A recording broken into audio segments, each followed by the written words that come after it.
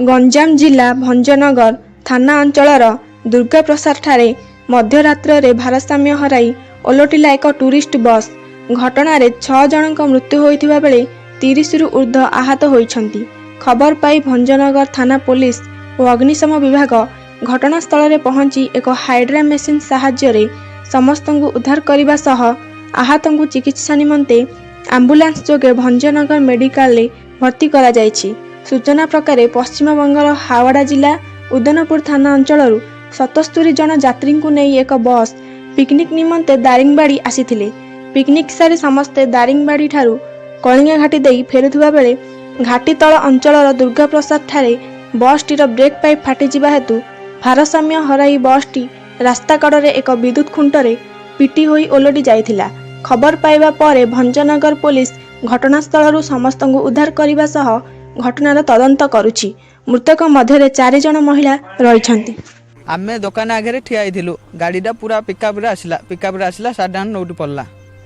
आमे आसिक देखला बेलू सब इंजोर्ड होकर अच्छी सब जगह आम टे आईकि हेल्पिंग कलु। आमर जी दुर्गा प्रसाद मार्केट जी भाई अच्छी सब जगह हेल्पिंग कलु।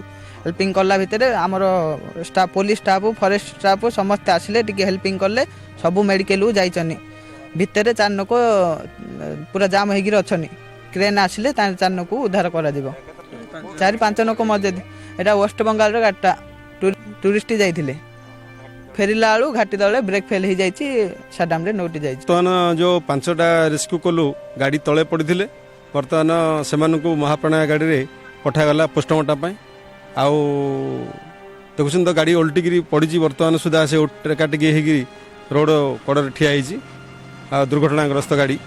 बर्तमान से गाड़ी चक्कर निया लगी गरम हो कंधमाल जिलूर गंजाम जिला को क्रॉस कर मीडियम रास्त निया लगी। निया लगे फल तार भैक्यूम रही ब्रेक जेहेतु आणिकी गोटे पोल रे बाड़े 4-5टा पोल पड़ी देखुं से पोल बाजिकी गाड़ी ओल्टी ओल्टिया पड़े लोकंर मरण अवस्था आज गोटे दुखद घटना घटी जाइए। आमर टूरिस्ट बस जोटा वेस्ट बेंगल नंबर अच्छी से आमर घाटी उपरू आसुले